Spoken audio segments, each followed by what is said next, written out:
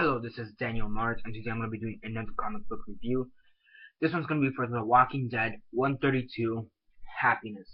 So yeah, I am really backed up on The Walking Dead comic book series, and by really backed up, I mean I'm 2 issues behind. Um, I'm 2 issues behind reading it, and 3 issues behind reviewing it. I have issue 133, which I still need to review. Then I need to buy issues 134 and 135. So yeah, hopefully I go to the store soon and get my books. So 130, 132. Before I begin though, 10 seconds spoiler warning as usual for those who have yet to actually read the comic book and haven't already. Stop the video, go check it out, and come back and watch the rest of this review. 10 seconds spoiler warning as usual, starting now.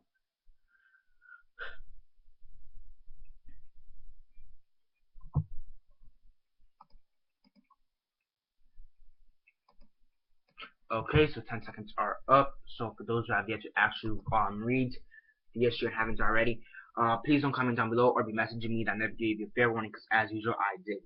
So yeah, as usual, what did I think of it? Quick synopsis, X and dislikes, and then the rates. So basically, it starts off with the previous issue, ended with Magna and her team capturing Andrea.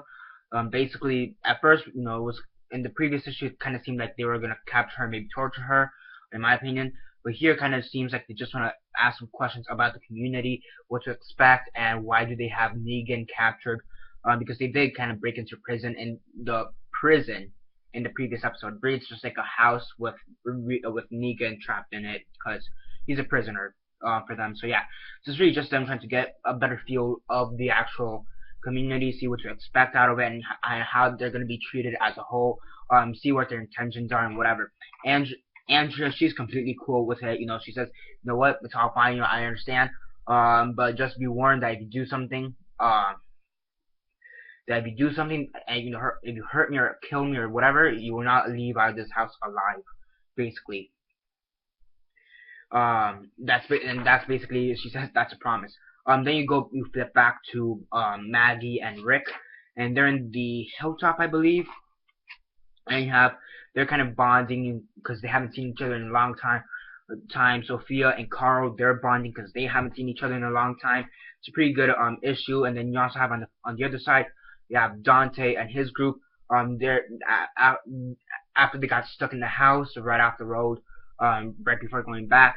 A huge herd of walkers came and attacked them, and something odd about this group of walkers is that they're fighting back, and technically walkers are meant to fight back, because they're always going forward, always like trying, like swiping their hands and stuff, going like that.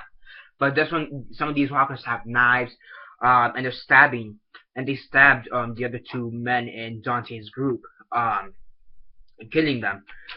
Right? Dante survives that whole madness, and he after that's all figured out, I think he kills like 2 or 3 of these people, just to give you an example of who these people are. Right? You can see it right there. He's like dueling or whatever. He's sword fighting, and he kills one of these people. And this group is confirmed to be the Whisperers, or Whisperers, whatever. Basically a group of people who basically kill walkers. They skin the walkers, which basically means they take all the skin off the walkers and then put it on themselves. So it's basically taking the guts trick to a whole new level. Which the guts trick is basically putting on zombie blood on yourself, and that's it. But this one is kind of more permanent, and it's a bit more permanent because you're having it, because the skin is sewed onto your skin. I mean, see, kind of give you an example. It's sewed onto their skin, and Dante finds this. He finds this dead person under the skin, and he kind of throws up and whatnot. And then you have this guy who, his name I believe was Joshua. They revealed it. Basically, it seems like he killed him because I don't think because he doesn't appear in the next issue either. So I think they killed him. He basically says, "Don't move." So it's a pretty cool reveal. The Whisperers, pretty cool. I do like it a lot. Very nice. Just a pretty interesting group. and I really don't know what to expect from this. I am 2 issues behind, so hopefully I could get on that really fast. I mean, I do know the basic synopsis of issue 34 and 35. I know a basic synopsis, but I really want to read it for myself. 133 I already read, which I'll review later. But yeah, I mean, overall, this new group of whispers, they're pretty interesting, cool. You know, have taken this gut trick to a whole new level. Um, so yeah, but honestly, I want a zombie apocalypse. Just kill anyone and anything with zombie anything on top of them. You know, zombie blood or whatever. I mean, you know, like heavy zombie blood, or you know, like these people are doing, like the guts, you know, like gut trick times 5 or whatever. That, you know, just kill anything that looks zombie-esque. So yeah, I mean, overall it's a pretty good issue, well written, well good art, some pretty interesting development and story wise, but you know, it's a kind of a slow burner, especially the first couple pages with Rick and I was about to say Michonne, Rick and Maggie, and you know, stuff with Carl and Sophia, and also the stuff with Andrea. That was kind of a slow burner, just stuff they kind of needed to tie loose ends from the previous issue. But overall, it's some pretty cool. It's a pretty good issue, and the cover is pretty cool to see. Also with, you know, Maggie and Herschel Jr. Kind of looks like Glenn. With, well, he is the father, but whatever. But obviously Avi. So yeah, overall, it's a pretty good issue. I mean, maybe it's just a bit. I think no, many people I heard from the negatives I have heard though from this issue, because I actually have heard some negatives, is that people that are complaining a bit that they didn't understand it at first. It was kind of confusing, and I am saying at first, then with with every upcoming issue, the story keeps expanding and makes more sense. But at first, people say that it was a bit confusing. In my opinion, it really wasn't that confusing, but it really wasn't that confusing. But I guess in some aspects, I could understand as to why they would say that. But overall, it's a pretty good issue.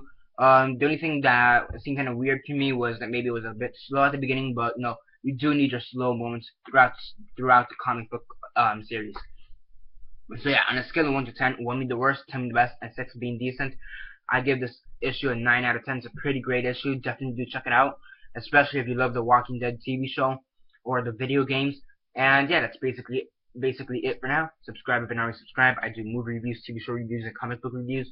So definitely do stay tuned for that. Besides that, comment down below on your thoughts on the comic book. What are your thoughts on it? Comment on that down below. Let me know. Besides that, like the video, share on Facebook, Twitter, MySpace, or whatever you guys prefer. And that's basically it for now. This is Daniel Mart signing off.